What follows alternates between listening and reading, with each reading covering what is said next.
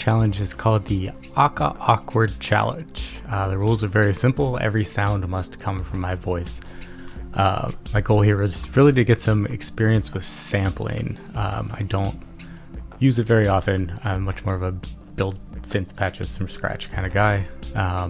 Sometimes I use samples in Granular, but it's not really sampling. It's sort of like, this is the source of your Granular stuff. So I thought this would be really fun, and I think this came out great. I did take advantage of the looseness of the rules here for some of the later instruments, which you'll see. The most direct voice sounds you have here are the drum sounds.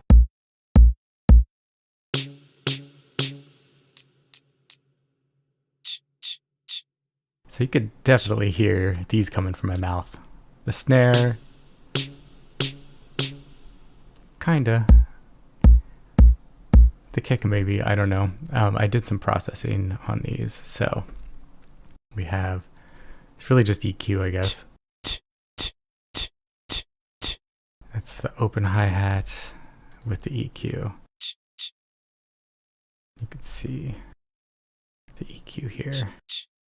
It's really just trying to take that hi-hat area sound, and the closed hi-hat's probably about the same. Where are we at here? Yeah, just one of the high-end stuff, and it's just playing the sample in the Bitwig sampler. The snare, it's actually got a couple layers. I'll do the kick first because I think it comes from there. So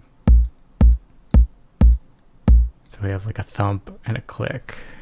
Let's see if I can. That's the click. That's the thump.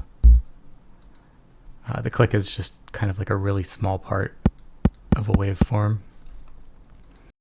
And then the effects on this, here's with no effects.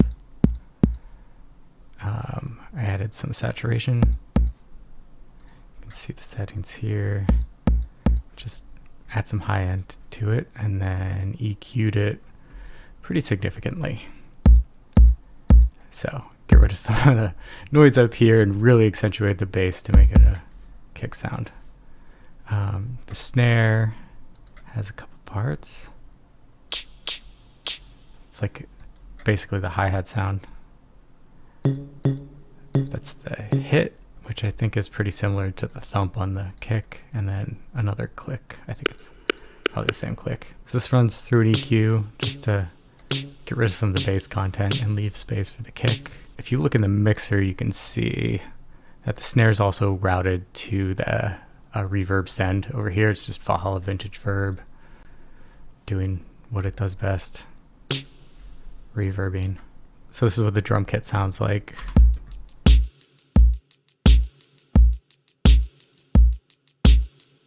But I don't think it's too obvious that those are mouth sounds, which is good. That's kind of the effect that I was going for.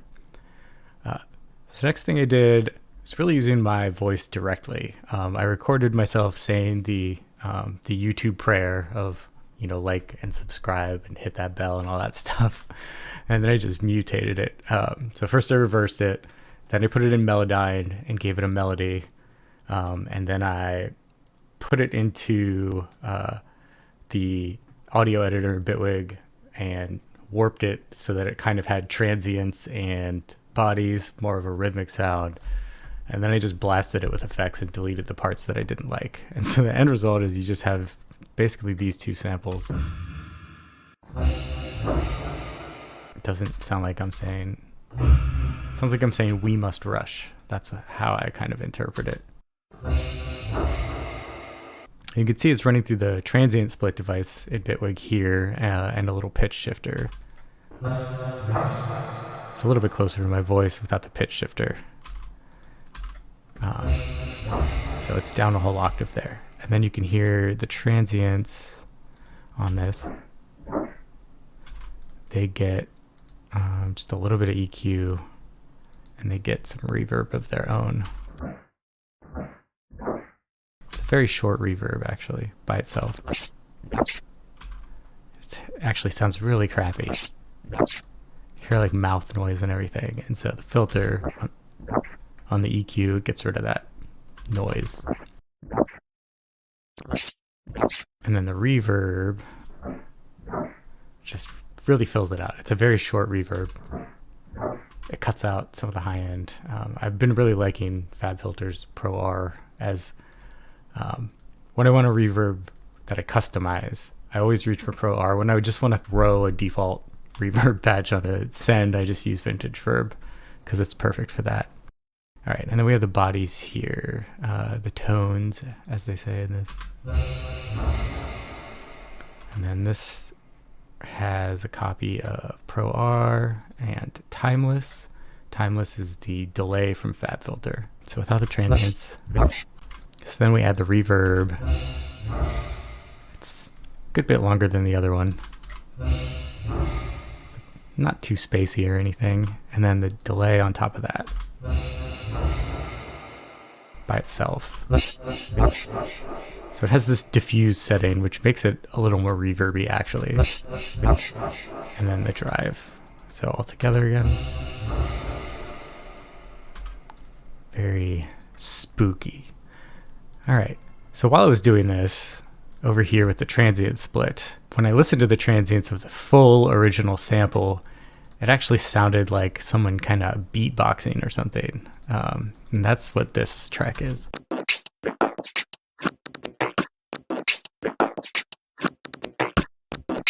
So it's just cleaned up a little bit with these filters. And then you can hear with the drums.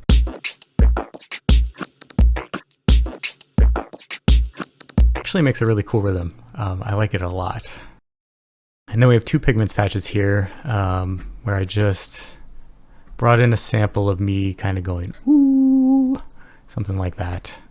And I made some sounds out of it. So this one actually uses both engines. They're both different granular settings. It's the first one, and then the other one. Now I couldn't explain these settings to you the way I can with a normal analog engine, but they sound like what they sound like. I really just played around with this until I liked the way it sounded. And then it runs through a slightly resonant Jupiter 8 low pass 12 filter. And then on the effects, we add the Juno chorus, which I always love. A little bit of stereo panning, and then the shimmer reverb,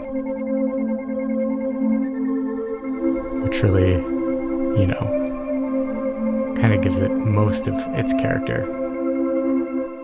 The other pigments patch also uses the sample engines. It's the same sample as before, but now it's just playing it as a sample.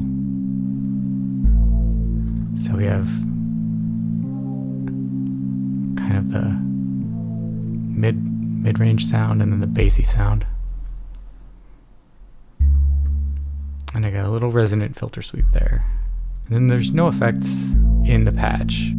I do have Saturn here at the end. So you can see the curve on these two pigments patches going up. This is just the drive on Saturn, and it makes them very distorted and nasty as it moves into the next part of the song. Basically gets to the point where they're indistinguishable from their normal form.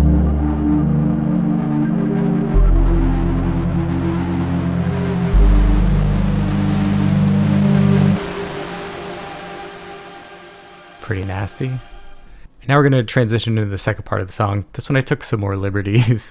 Basically, I'll give you a quick overview, but most of these are single cycle waveforms. It's still my voice. I still went ooh and took a little bit of it. But yeah, you really can't tell. And I'd say this is on the verge of cheating because this is basically just like something you could do in a regular synth. But it followed the rules, and I really wanted something that sounds like this sounds like. And so I'm just going to play it so you can hear it, and then we'll go through.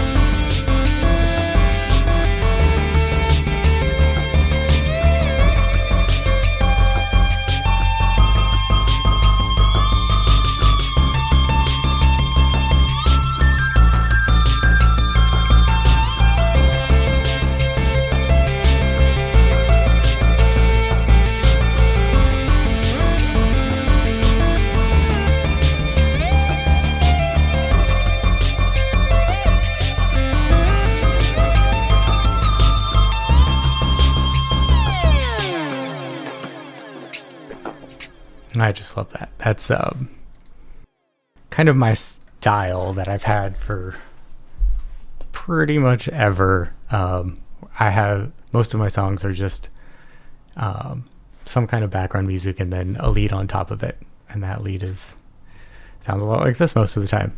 And so I did 5 challenges in a week, and this was the last one. I really wanted to go out kind of with something that was my style, and it also goes along with the theme. The theme is use your voice for everything. This is my musical voice, in addition to using my regular voice.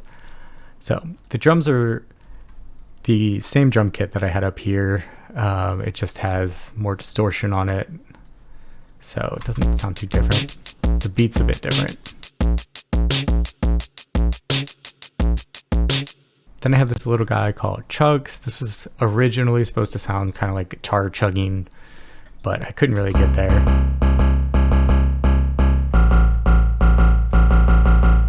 It's actually kind of weird. It runs through 2 different instances of Saturn here. So you can hear it's very bland. And then we have the warm tube setting, adding some distortion. And then the other instance is power amp. So this is like a guitar amp. This is actually where it gets a lot of its character from. So then we have the bass. This is the same single cycle waveform. Got some extra octaves coming in here, and then the original sound isn't too much different. Got the EQ boosting the bass and basically cutting everything else. And then I have Pro MB here doing a thing where it basically cuts the low end quickly but lets the rest of the sound play out, just so it kind of pulses a bit as it's playing. And finally we have my sweet guitar solo. It's the same single cycle. I got 2 copies of it. One of them is an octave up. I don't remember why I did it this way instead of just using the same trick I use for everything. So I could just play it by itself, and it sounds like this.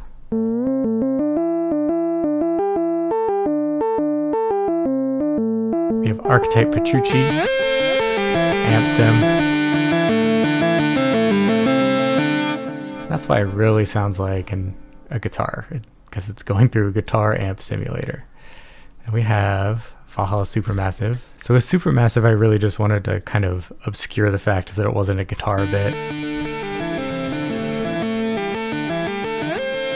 It sounds artificial, so just muddy it up and you can tell less. And then some EQ.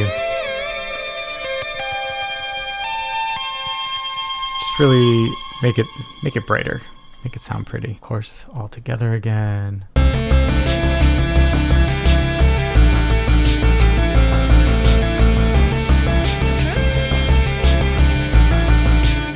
So yeah, that's this whole track. I really like the way this came out. I think it's a lot of fun. It's sort of, it's in my style, and I got to try things that I've never tried before, which is just mangling samples. So yeah, it was a great way to end. If you want to see the whole process of me making this, there is a video for that, and I will link it in the description. I have an EP with the 5 songs I made in 5 days, with these challenges. You can find it on pretty much any platform. I'll link that in the description too. And if you like this kind of stuff, come on back, because I'm gonna keep doing things like that. I plan to do one of these every month or so, at least for the next year. That's my goal for 2023. So yeah, peace out.